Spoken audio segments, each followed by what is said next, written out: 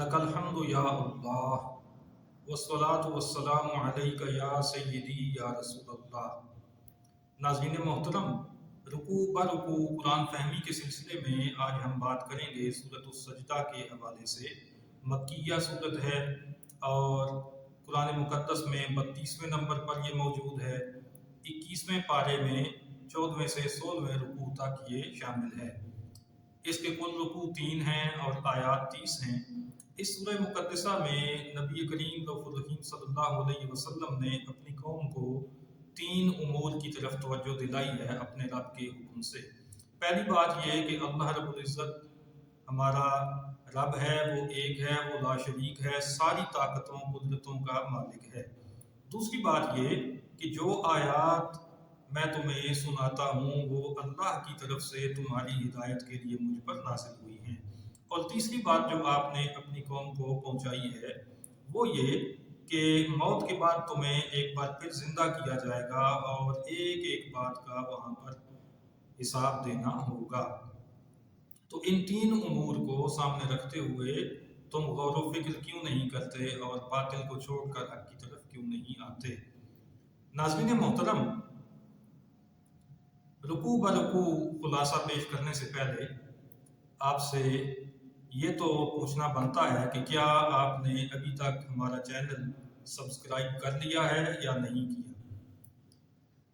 यहाँ पर ये बात याद रखिए कि हमारा चैनल मोनेटाइज नहीं है और हमने मोनेटाइज करना भी नहीं है। हमारा मकसद इस चैनल के ज़रिए पैसा कमाना हरगिज़ नहीं है। अल्लाह रब्बुल इज़्ज़त के फजल से दीन का काम इखलास के साथ और अल्लाह की रज़ा के लिए किया जाता है। किसी माली मनफ़ियत के नुक्ते नज़र से हम ये काम नहीं कर रहे। आपसे जब हम कहते हैं कि चैनल को सब्सक्राइब कीजिए तो उसकी वजह फ़कत ये होती है कि कुरान का पैगाम, हदीस का पैगाम, इस्लाम का नूर वो आप तक पहुंचता रहे बाकायदगी के साथ। जो भी नई वीडियो आएगी वो ज़ाहिर है कि कुरान और हदीस ही में से आपके सामने कुछ ना कुछ फूल पेश करेगी। तो इसलिए आपसे बार बार हम ये तकाज़ा करते हैं कि चैनल को सब्सक्राइब भी कीजिए और इसकी वीडियोस को ख़ुद भी देखा कीजिए, अपने अहबाब को भी इसकी तरफ राग़िब कीजिए और वीडियोस को देखने के बाद उन पर अपने तअस्सुरात भी कमेंट्स की शक्ल में दिया कीजिए ताकि हम इस काम को मज़ीद बेहतर से बेहतर अंदाज में सरअंजाम दे सकें। आइए सूरत सजदा के पहले रुकू का खुलासा देखते हैं। ये 21वें पारे का 14वां रुकू है। इसमें यह बताया गया कि कुरान मुक़द्दस अल्लाह ने उतारा ताकि ऐ महबूब तुम कौम को डराओ और इस उम्मीद पर कि वो राह पाएं।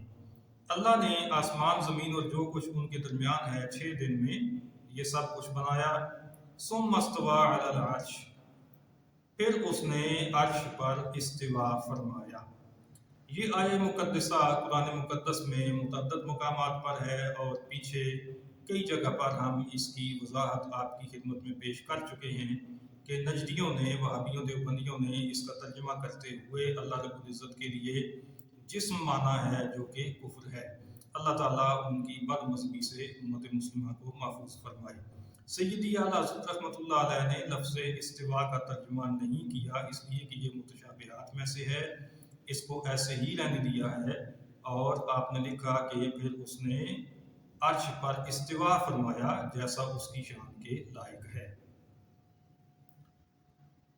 अल्लाह ताला ही हर काम की तदबीर फरमाता है, हर अयां और निहां का जानने वाला है, इज्जत वाला है, रहमत वाला है। इंसान की पैदाइश की इब्तिदा उसने मिट्टी से की, फिर एक बेकद्र पानी के खुलासे से उसकी नस्ल का सिलसिला आगे चलाया, फिर उसे संवार कर अपनी तरफ की रूह फूंकी, कान, आँखें और दिल उसे अता फरमाए। मौत के बाद जिंदा होने के हवाले से जो मुनकिर लोग हैं उनके मुतालिक महबूब करीम सल्लल्लाहु अलैहि वसल्लम ने महबूब करीम सल्लल्लाहु अलैहि वसल्लम को अल्लाह ताला ने हुक्म फरमाया कि इनसे कहिए कि मौत का फरिश्ता जो तुम पर मुकर्रर है वो तुम्हें वफात देता है, फिर अपने रब की तरफ तुम वापस जाओगे। سورہ سجدہ کا دوسرا رکوع یہ 21ویں پارے کا 15واں رکوع ہے۔ اس میں یہ بتایا گیا کہ قیامت کے دن جب منکرین عذاب اپنی آنکھوں کے سامنے دیکھیں گے تو وہ عرض کریں گے اے ہمارے رب ہمیں یقین آ گیا ہے، ہمیں پھر دنیا میں بھیج تاکہ ہم نیک کام کریں۔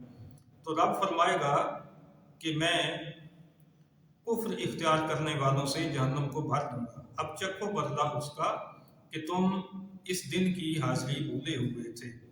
اسی رکوع میں اہل ایمان کی متعدد صفات بھی بیان کی گئی ہیں، مثلا وہ آیات سن کر شکر گزاری سے سجدہ میں گر جاتے ہیں، رب کی تعریف کرتے ہوئے اس کی پاکی بولتے ہیں، تکبر نہیں کرتے، ان کی کروٹیں خواب گاہوں سے جدا ہوتی ہیں، ڈر اور امید کے ساتھ رب کو پکارتے ہیں، اللہ کے دیے سے خیرات کرتے ہیں۔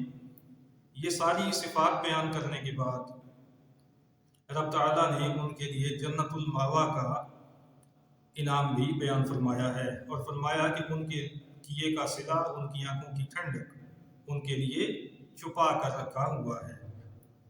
منکرین کے لیے آگ کی وعید سنائی گئی اور یہ بتایا گیا کہ اس سے نکلنے کی کوشش کریں گے تو اسی میں پھیر دیے جائیں گے۔ تیسرا رکوع ہے سورہ سجدہ کا، جو کہ 21ویں پارے کا 16واں رکوع ہے۔ اس میں رب تعالیٰ نے فرمایا کہ ہم نے موسیٰ علیہ السلام کو کتاب عطا فرمائی اور اسے بنی اسرائیل کے لیے ہدایت کیا۔ نافرمانی کرنے والی کتنی سنگتیں ہم نے ہلاک کی، ان کے مساکن میں یہ لوگ چل پھر رہے ہیں، یعنی جو کفار مکہ قریش مکہ تھے، یہ ان کے حوالے سے بات کی جا رہی ہے کہ یہ شام اور دیگر علاقوں میں جب تجارت کے لیے جاتے ہیں تو ان بستیوں کو دیکھتے ہیں جن کو نافرمانی کی وجہ سے ہم نے تباہ کر دیا، تو اس کے باوجود یہ عبرت حاصل کیوں نہیں کرتے۔ پھر فرمایا کہ ہم خشک زمین کی طرف پانی بھیج کر اسے ہرا بھرا کرتے ہیں، اس میں سے کھیتی نکالتے ہیں، چوپائے اور انسان اس میں سے کھاتے ہیں۔ تو جب مردہ زمین کو ہم پانی بھیج کر زندہ کر سکتے ہیں تو انسان کو موت کے بعد زندہ کرنا ہمارے لیے کون سا مشکل کام ہے۔ تو اے معبود تم فرماؤ فیصلہ کے دن کافروں کو ان کا ایمان لانا نفع نہ دے گا، نہ انہیں مہلت ملے گی۔ آج لے ان کی پناہ، آج مدد مانگ ان سے۔ امام اہل سنت کا بڑا خوبصورت شعر۔ آج لے ان کی پناہ، آج مدد مانگ ان سے، پھر نہ مانیں گے قیامت میں اگر مان گئے۔ تو ماننے کا وقت اب ہے، قیامت کے دن تو سب اپنی آنکھوں سے دیکھ کر مانیں گے، لیکن اس وقت کا ماننا کام نہیں دے گا۔ ناظرین محترم، یہ تھی سورۃ السجدہ۔ اس کے تینوں رکوع ہم نے خلاصے کے ساتھ سمجھ لیے۔ اللہ پاک ہمیں عمل کی توفیق عطا فرمائے۔